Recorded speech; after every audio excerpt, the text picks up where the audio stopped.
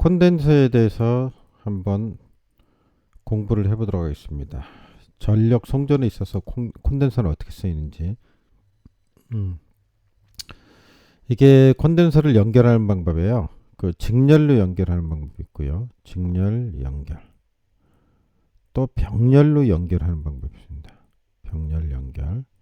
그럼 목적이 두 개 같은데 직렬일 때는 전압 강화, 선로상의 전압 강화를 줄여줍니다. 병렬로 연결할 경우는 부하의 역률을 어떻게 된다? 개선해 준다.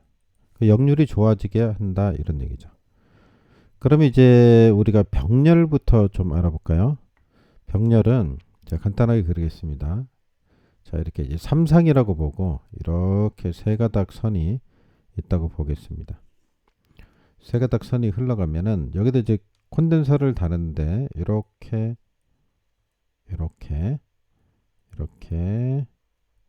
또 이렇게 달겠습니다.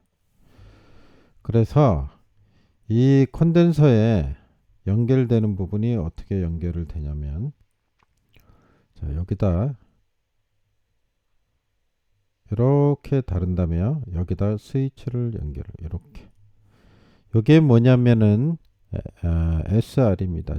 직렬 리액터라고 그래요. 시리즈 리액터라고. 뭐라 그런다? 직렬 리액터란다. 직렬로 달려 있죠. 자, 이쪽에도 또 직렬 리액터를 이렇게 답니다. 그리고 여기 스위치, 직렬 리액터 달고 스위치 이렇게 되는 거죠. 자, 여기 이제 이쪽하고 라인하고 이렇게 되겠죠. 그리고 이 전선은 계속 이렇게 가는 겁니다. 이것도 계속 가는 거고, 여기 좀 끊어진 것처럼 표시가 됐지만 이렇게 계속 가는 겁니다. 자, 간다고 생각하고 일단은 좀 이해를 돕기 위해서 지우겠습니다. 이렇게 한 다음에 콘덴서를 이렇게 병렬로 다른 겁니다. 병렬 때는 왜 병렬로 단다 그랬어요? 병렬? 부하의 역률 개선이다. 역률을 좋아지게 한다. 역률을 개선하기 위해서 다는 목적이에요. 자, 이렇게 답니다. 그 다음에 방전 코일이 있습니다. 방전 코일은 어떻게 다냐면, 자, 여기다가 이렇게 하고 여기다 코일이 감긴 거죠. 자, 여기다가 이렇게 달고 여기다가 이렇게 달고 여기다가 이렇게 답니다. 방전 코일은 DC라 그럽니다. DC 이렇게 달리는 거죠. 자, SR도 여기저기 달리죠. SR 직렬 리액터. 그러면 간단하게 얘기하겠습니다. 복잡하게 얘기하지 말고 시험을 보는 거니까. 이 SR은 다른 목적이 왜 다냐면요. 왜 다냐면 이거는 5고조파 제거하기 위해서입니다. 뭐 밑도 끝도 없이 5고조파냐. 이제 원인은 이렇습니다. 여기 콘덴서를 이렇게 달면요. 콘덴서에서 고조파가 발생해요. 고조파. 이 고조파란 얘기는 무슨 얘기냐? 고조파란 얘기는 기본 파형이 있습니다. 우리가 많이 쓰는 60Hz 이게 기본이죠. 기본인데 예를 들어서 여기다 3고조파다 그러면 3고조파라 그러면 요거 3배가 된다는 걸 얘기해요. 3배가 되는 고조파 638 180 Hz가 되겠죠. 5고조파면 300Hz가 되겠죠. 홀수로 나가죠. 자, 이런 걸 고조파라 그런다 이런 얘기예요. 그래서 기본 그 주파수의 5배가 되는 이 고조파를 제거하기 위해서 그런다.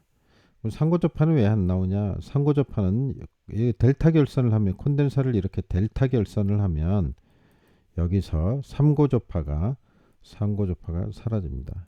밖으로 안 나간다 그랬죠? 델타 결선의 이제 특징이죠. 그래서 5고조파를 제거하기 위한 거다. 뭐 직렬 리액터는 5고조파를 제거하기 위한 것이다. 이런 얘기입니다. 이게 나왔으니까 얘기인데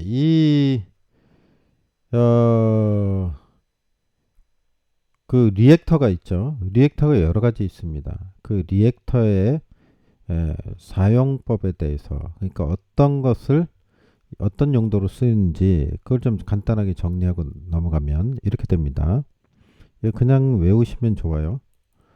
제가 외운 방법인데 한 단 찍고 소지 분패 분입니다. 저 이렇게 외웠습니다. 이제 리액터의 역할에 대해서 얘기하는 건데요. 한류 리액터는 단락 전류를 제한한다. 단락 전류 제한. 그다음에 단락 전류 제한. 이건 지우고 일단은 자 그렇게 얘기하고 찍고 그랬죠. 직렬 리액터죠. 이거는 시리즈 리액터. 이거는 5고조파 제거를 한다. 그죠?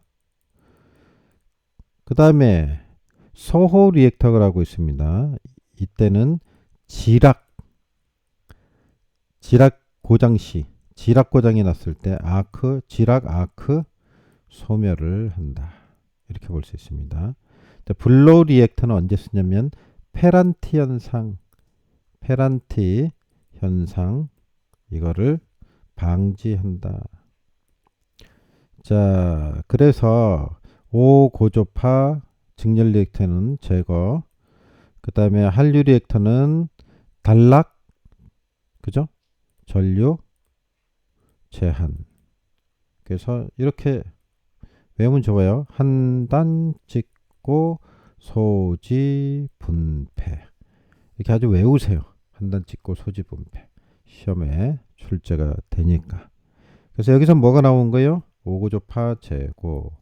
5고조파를 제거한다. 이런 내용이 나온 겁니다. 됐죠? 그 다음에 이제 이 5고조파에서 요 직렬 리액터죠. 직렬 리액터 이거 5고조파 제거하는 SR 이거 직렬 리액터. 이거 용량을 선정하는 게 시험에서 물어봅니다. 그러면 이렇게 기억을 합니다. 원래 콘덴서 용량이 있죠? 콘덴서 용량의 C의 몇 프로? 5%, 0.05 이렇게 하면 5%죠. 5%. 그죠? 그러니까 그냥 이렇게 기억하세요. 5%를 쓰면 된다. 만약에 콘덴서 용량이 100이다. 예? 다시 말해서 100kVA다. 이렇게 된다 그러면 5%니까 얼마예요? 5kVA만큼만 SR 직렬 리액터 용량으로 선정을 해주면 된다 이겁니다. 이 과정이 있지만 그렇게 하면 너무 길어지니까 좀 핵심만 기억을 하면 오히려 낫지 않을까 이런 생각이 듭니다. 뭐 기본 개념을 이해하는 건 중요하죠. 정리를 하는 거니까. 자, 거기까지 됐고요. 그 다음은 이제 방전 코일인데요. 다시 한번 그려보겠습니다. 방전 코일. 원래 콘덴서가 이렇게 있으면요. 콘덴서는 사실은 배터리입니다. 배터리. 뭐라고요? 배터리. 충방전을 순식간에 하는 장치인데요. 충전했다 방전했다 뭐 이 역할을 하는 게 이 배터리 역할을 하는 게 콘덴서 배터리라고 생각하면 돼요. 근데 여기다 이제 전기가 연결을 하면 상당히 많이 저장이 되겠죠. 아까 삼성 봤지만 이렇게 하면 콘덴서가 여기 달릴 텐데 그리고 이쪽에 L1 또 이쪽에 L2 이렇게 전선이 달라붙겠죠. L3 삼성이니까 달라붙고 여기 직렬 리액터 있고 그죠? 직렬 리액터 SR이 있고 이렇게 있었죠. 그리고 여기 이제 스위치가 있었는데 스위치를 끄게 되면 이렇게 연결돼 있다 꺼지게 되면 어떻게 돼? 이게 배터리니까 이게 전화가 충전돼 있다. 전기가 충전돼 있다. 배터리처럼. 그러면 이게 전원은 끊었지만 우리가 이 송전에 흐르는 전압이 상당히 많이 흐르잖아요. 배전 전압이라 해도 22,900 아니에요?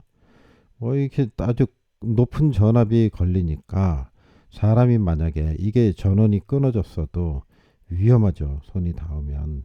그래서 이걸 어떻게 하면 합선시켜 갖고 방전을 하는 거예요. 이렇게 연결을 해버리는 거예요. 이렇게. 근데 그냥 연결하면 진짜 쇼트가 되었고 불이 나니까 여기다 코일을 달아서 말하자면 소비를 해버리는 거죠. 여기도 이렇게 달고 여기도 이렇게 달고 이게 그림이 보면은 혹시 이제 그 초보자들을 위해서 여기 SR인데 이거 꼭 위치를 여기다 달아야 되냐. 어떤 그림 보면 여기에 달려 있는 경우 있어요. 여기에 이쪽에 이 콘덴서 쪽에 이쪽에 마찬가지예요. 여기하고 다 끊어졌기 때문에 이 전원선하고는 끊어졌기 때문에 여기를 하나 저기를 하나 전력만 이거 소비해서 전기만 날려보내면 되니까 이렇게 쓰는 게 뭐다? 이게 바로 DC다. 그죠?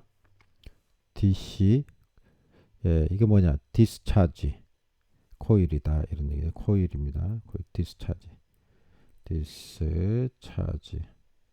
디스차지는 방전을 한다는 거죠. 디스차지 코일이다. 그래서 방전 코일이다 이렇게 얘기합니다. 여기서 끝낼라 그랬더니 이제 봤더니 직렬을 안 했네요. 자, 병렬을 좀 이렇게 설명을 드렸고요. 그 다음에 뭐 직렬이나 병렬이나 마찬가지지만 콘덴서에 대해서 지금 설명드린 방전은 마찬가지입니다. 그 다음에 이제 그 직렬을 보겠습니다. 직렬로 이렇게 연결되는 경우 자 선로를 그려보면 이렇게 R과 L이 있죠. 그리고 이제 부하가 이렇게 연결되어 있겠죠.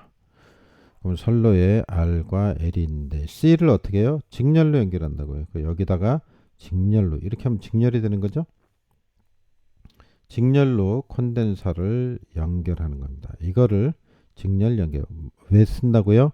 전압 강하를 보상을 해준다. 전압 강하를 줄여준다. 이런 얘기. 어떻게 해서 줄여주는지 보겠습니다. 요게 L이죠. 이 회로에서는 R은 상당히 작고요. 이 R은 크기가 상당히 작습니다. 상당히 작아요. 그래서 이게 R이 작습니다. L은 큽니다. 그래서 R은 거의 무시될 정도 L 쪽이 크다. 근데 얘가 어떻게 돼요? 얘가 전압 강하의 주범입니다. 전압 강하를 일으킨다. 전압 강하를 일으킨다. 그러면 어떻게 돼요? 여기다 이제 C를 다는 거죠. 여기서처럼 콘덴서를 달아가지고 C를 달아가지고 이제 요거를 보상을 한다. 그러면 어떻게 돼서 그러냐? 이게 벡터도로 앞에도 뭐 다 했던 거지만 기준을 여기 잡고 L과 C는 서로 벡터적으로 표현하면 반대입니다. 그래서 C는 이렇게 표현이 돼요. 그래서 만약에 이쪽에 10이 있다. L이 예? 그 저항값이 이게 10ohm이다. 10ohm. 그럼 10ohm에 대해서 전류를 곱하면 들어오는 전류를 곱하면 전압 강하값이 나오잖아요. 근데 C를 달면 C가 또 반대로 작용을 합니다. 그렇기 때문에 서로 방향이 다르기 때문에 상쇄돼서 5만 남게 되죠. 그래서 여기 만약에 여기가 5를 달았다 그러면 두 개를 합쳐서 5밖에 안 된다는 얘기. 처음에 10이었는데 요걸 달므로 인해서 5만큼 줄이게 된 거죠. 그죠? 그래서 어떻게 돼요? 전압 강하를 줄일 수 있다. 임피던스가 줄어드니까 전압 강하를 시킬 수 있다. 이겁니다. 그래서 첫 번째 직렬 연결해서 직렬이죠. 직렬 연결해서 어떻게 해요? 전압 강하를 줄인다. 전압 강하를 줄인다. 전압 강하 줄이면 어떻게 해요? 전압 변동률도 줄이겠죠. 전압 변동률도 줄어든다. 전압 변동률도 줄일 수 있다. 좋은 거죠. 좋은 거라고 볼 수 있습니다. 그리고 조금 더 생각해보면요. 전압 강하가 줄어든다는 얘기는 이 L 값을 줄여준다는 얘기는 전압 강하를 줄이는 건데 그러면 뭐가 좋냐면요. 성전 용량이 늘어납니다. 성전 용량은 우리가 공식으로 표현을 해보면 시험에도 나오는 거니까 계산해야 되는 식이에요. 기억해야 되는 식입니다. 여기다 XL 사인 델타 이렇게 표시합니다. 이건 상차각이라 그러죠. 그래서 성전단 전압과 수전단 전압이 이루는 이 세타 값이 바로 요겁니다. 여기서 XL은 여기를 얘기하는 거고요. 그러면 이게 줄어드는 거 아니에요? 콘덴서를 붙이면 이게 줄어드는 거죠. 이게 줄어들면 어떻게 돼요? 이 값은 올라가게 되죠. P 값이 올라가니까 어떻게 돼요?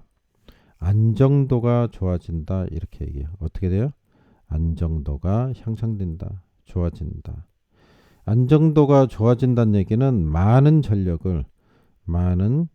전력을 보낼 수 있다. 보낼 수 있다. 이런 얘기입니다. 여기까지 이해되셨죠? 자, 이게 1번이고 두 번째는 또 어떤 내용이 있냐면 이 콘덴서를 쓸 때 부하역률이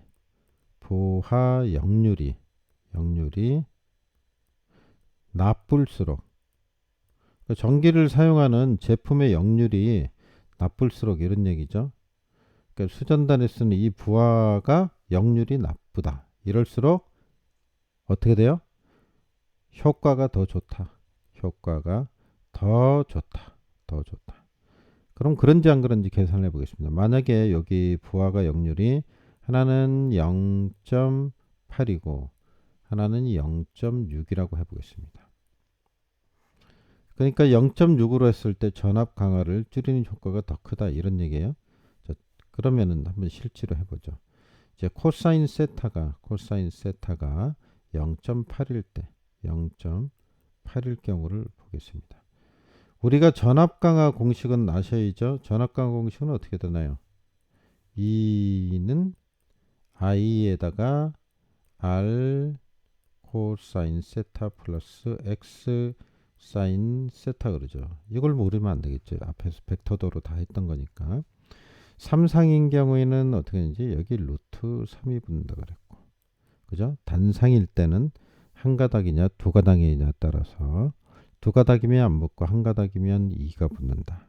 아마 이렇게 얘기했을 거예요. 찾아서 확인해 보고요. 어쨌든 역률이 0.8이다 그러면 전압 강화는 써보면 만약에 여기서 우리가 공급하는 그 전압을 이렇게 전류를 10이라고 보겠습니다. R 값이 10이라고 보고 L 값도 10이라고 보고 콘덴서는 5라고 보겠습니다. 이렇게 우리가 넣어서 보면은 간단하게 이렇게 넣으면은 E는 어떻게 돼요? I가 10이니까 10 넣이죠? 여기 맞잖아요? 10. 그 다음에 괄호 열고 R 값이 얼마예요? 10에 코사인 세타가 얼마예요? 0.8 플러스 어떻게 됩니까? 네. 그 다음에 사인 한 다음에 x 값이니까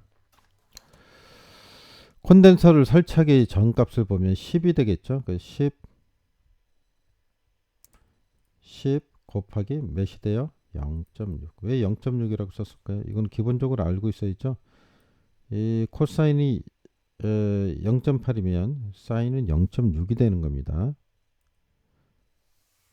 이렇게 됐죠. 그럼 계산하면 140이 나옵니다. 근데 콘덴서를 달아볼까요 이제? 콘덴서를 달아서 계산을 하면 10에다 똑같겠죠. 이쪽에는. 그 다음에 어떻게 됩니까?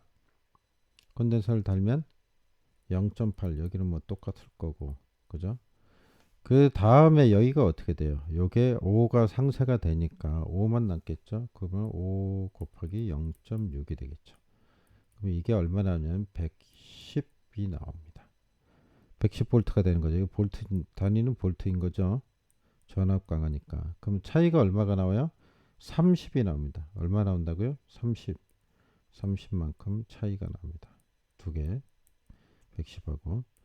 그 다음에 역률을 바꿔보겠습니다. 코사인 세타를 이번에는 0.6으로 해보겠습니다. 0.6일 때. 그때 전압 강화를 계산하면 2는 어떻게 돼요? 자, 전류 들어가고 10 괄호 열고 10 곱하기 0.6이라 그랬죠. 0.6 플러스 10 곱하기 얼마입니까? 0.6이면 이쪽이 0.6이면 이쪽은 0.8이죠. 0.8 이렇게 되죠. 계산하면 140이 나옵니다. 뭐 당연히 똑같이 나오겠죠. 위에는 왜? 얘하고 바뀐 게 0.6이 1로 가고 0.8이 1로 온 거니까 마찬가지죠. 140이 나옵니다. 그 다음에 달아요. 이제 콘덴서를 다른 다음에 해보면 10에다가 어떻게 됩니까? 앞에는 똑같이 10 곱하기 0.6이 될 테고 그 다음에 플러스 5가 되겠죠? 곱하기 0.8이 되겠죠. 왜 온지 알죠? 요거 차이. 달면은 5로 준다고요. L 값이 여기가 L 자리 아니에요. 여기 X 값 아니에요. X 값이 준다고요. 상쇄돼서. 그럼 몇이 나오냐면 100V가 나옵니다. 100V. 그럼 여기는 차이가 얼마나요? 40V가 차이 나죠. 40V. 그래서 어떻게 해요? 역률이 작을수록 전압 강화 개선 효과가 더 크다 이렇게 볼 수가 있습니다. 얼핏 생각하면 이상하다. 30이고 40인데 이렇게 생각할 수 있는데 이거 지금 전압 강화 값입니다. 전압 강화. 아셨죠? 무슨 말인지 이해되시죠? 여기가 위에가 코사인 세타 이렇게 했을 때 이게 달기 전 아니에요. 노란 건 달기 전에 140이었는데 전압 강화 폭이 110이 됐어요. 그죠? 근데 여기 아래는 140이었는데 100이 된 거죠. 그죠? 이게 숫자가 작아야지 효과가 더 좋은 거 아니에요. 그래서 여기는 40만큼 차이가 났죠. 많이 내렸다. 이게 요 수치만 봐도 110하고 100을 비교를 해보면 110이 그죠? 전압 강화를 얘기하니까 그죠? 요게 100이 110보다는 양이 작은 거죠. 전압 강화 양이. 그죠? 거꾸로 생각하지 마세요. 혹시나 해서. 그래서 여기까지 해서 콘덴서에 대해서 좀 간단하게 정리를 해봤습니다. 꼭 정리를 하시기 바랍니다.